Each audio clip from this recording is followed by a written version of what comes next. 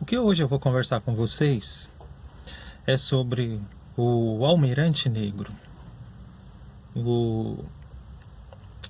A Câmara Municipal discutiu sobre a possibilidade de João Cândido ser reconhecido como um herói negro por conta que ele liderou a Revolta da Chibata. E para você que não sabe o que foi a Revolta da Chibata, é interessante a gente fazer esse vídeo para resgatar um importante período da memória brasileira. Nossa memória precisa ser revivada, reavivada e resgatada para uso cotidiano, de modo que as pessoas elas entendam esses processos históricos, até porque o processo histórico ele vai fazer reflexo no presente. Mas antes, eu peço para você que dê um like no vídeo, compartilhe, porque é importante essa mensagem chegar a outras pessoas. Então vamos lá. O João Cândido, ele liderou a Revolta da Chibata. E o que foi isso? As pessoas, os marinheiros negros da época, mesmo isso em 1910, que há pouco tempo atrás tinha ocorrido o fim da escravidão. Fim entre aspas. O que aconteceu? Os marinheiros eles eram punidos ainda por chibatadas. O que eu quero mostrar para vocês aqui? Mesmo com o fim da escravatura, ainda eles faziam essa prática masoquista de modo a castigar as pessoas única e exclusivamente por conta da cor da sua pele. E João Cândido, como ele era o homem mais experiente, falava muito bem. Aliás, existem entrevistas do próprio no YouTube, pesquisem sobre isso. Eu vou deixar aqui no link da descrição desse vídeo para vocês verem a entrevista do João Cândido. Houve uma organização e uma revolta popular onde eles tomaram a cidade ali do Rio de Janeiro e ficaram parados durante alguns dias e foram dando entrevistas. O João Cândido foi ficando conhecido. No final ele acabou sendo preso, foi levado lá para o norte, na região norte, ficou numa cela muito apertada com outros presos em péssimas condições, da qual houve um episódio que vocês podem pesquisar e verificarão isso. Eles jogaram cal na prisão. Muitos homens que estavam presos com João Cândido morreram sufocados de asfixia por conta do pó. Mas João Cândido, homem forte, alto, sobreviveu. Depois de sair da prisão, ele começou a vender coisas nas ruas. Não conseguiu emprego, o que demonstra que a sociedade brasileira ainda carrega essa doença, essa psicopatologia, que é uma espécie de... Por conta que o homem negro ele ainda é discriminado, sofreu vários, foi para o Hospital dos Loucos, onde deu entrevista inclusive, e morreu em 1969, no período mais duro da ditadura militar. E há uma história interessante em relação a isso. Quando o João Cândido foi enterrado, no velório foram agentes disfarçados da ditadura militar para verificar quem é que estava fazendo a espécie de... Quem que estava no enterro ali, se estavam fazendo uma veneração ou não deste homem. O que demonstra a força do seu processo, da sua ação e da sua revolta e, sobretudo, seu grito de liberdade. O que a Marinha fez? Ela fez uma nota, várias esparrelas que eles fizeram, justificando que João Cândido não deveria ser reconhecido como um herói. Se ele não é reconhecido como um herói, isso demonstra que eles não evoluíram nem um pouco no pensamento deles. Se pudessem, fariam a mesma coisa de 1910. E aliás, as Forças Armadas, eles têm um ódio fundamental daqueles que lutam por justiça. João Cândido é um deles, Marighella é outro.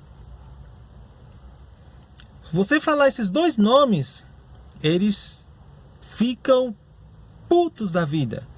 É claro que tem outros nomes, por exemplo, que se revoltaram contra as Forças Armadas e hoje eles veneram. A gente sabe vocês sabem de quem eu estou falando. No caso do Bolsonaro. Por quê? Ele é a favor das elites econômicas, favorável ao neoliberalismo, todo tipo de ação que vai legitimar o capital financeiro e as elites econômicas. Ponto. Isso é suficiente para eles amarem Bolsonaro. No caso de João Cândido já foi ao contrário. Como ele foi um homem muito viajado, viajou por diversos países, entrou em contato, por exemplo, com alguns marinheiros russos que se rebelaram. Então foi um motivo impulsionador para brigar por justiça e, sobretudo, liberdade. Vejam como o Brasil, a escravidão ainda é um tema muito delicado quando eu falo, porque gera racismo e preconceito, porque tem muita gente ainda que carrega esse racismo dentro de si.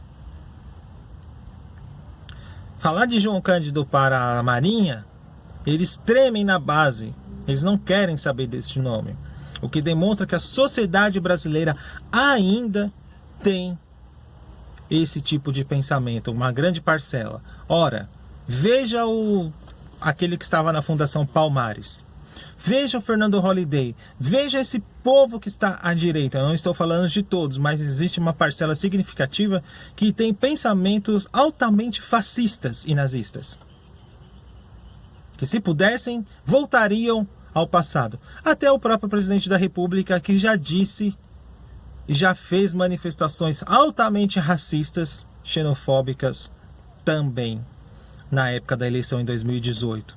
Não somente em 2018, mas ele já tem um histórico desse tipo de posicionamento. E só o fato dele se encontrar na Itália com lideranças fascistas, receber uma liderança do Partido Alternativa para a Alemanha aqui no Brasil, que é um partido nazista, você já sabe como eles pensam. Então vejam só, é importante vocês pesquisarem essas personalidades históricas. Vão atrás, verifiquem quem foi João Cândido. A memória do Brasil, ela tem que ser reavivada, ela sobretudo tem de ser resgatada, porque só conhecendo o passado, compreendendo o presente, para você se libertar, aí sim você pode fazer processos libertários e, sobretudo, revolucionários com outras pessoas. Ou seja, eu me compreendendo, fazendo um processo de libertação de mim mesmo, um exercício altamente psicanalítico, um exercício de análise, aí sim você consegue. Porque não adianta nada você se dizer de esquerda e ser um machista, um reacionário e um conservador e, sobretudo, um identitário. Existe muita gente na esquerda ainda que é identitário. E vocês sabem que o identitário namora com o fascismo. Porque eu já expliquei. O identitário, ele apenas prioriza o seu par igual. E o seu par igual, ele acha que o valor desse grupo tem de ser universal. E sendo esse valor universal, ele pisa nas outras minorias e nas outras diferenças. Ele não aceita. Não sabe viver numa sociedade, sobretudo, democrática. O grande intelectual que eu uso como modelo aqui para a gente pensar uma sociedade democrática, aí, sobretudo radical de você defender valores, é o Leandro Conder. Leandro Conder é um cara, como diz Carlos Nelson Coutinho, um filósofo democrático. É pegar essa gana de manter a criticidade, a radicalidade sobre as coisas, mas manter o espírito democrático também. Então, a memória, ela serve justamente para isso, para as pessoas conhecerem os processos passados e não caírem nessas esparrelas, por exemplo, de uma Fundação Palmares, de um Sérgio, aí não sei das quantas, esse cara, Sérgio Camargo, e várias as outras pessoas delirantes que estão governando hoje e estão com o poder da palavra, da linguagem, da escrita e do poder. Veja a história do João Cândido, que você vai gostar. É uma memória para uso diário. O vídeo hoje do canal de Polêmicas Nosso Tempo é justamente isso. Uma memória para uso diário. Essa ideia eu peguei do professor Romero Venâncio. E é muito importante esse exercício que ele faz e que eu trago aqui como reflexão para vocês. É logicamente que a Marinha não vai reconhecê-lo como um herói, até porque ali só tem gente reacionária. E o processo educacional deles é para isso, para eles serem reacionários e defensores da ordem capitalista. Grande abraço e até mais.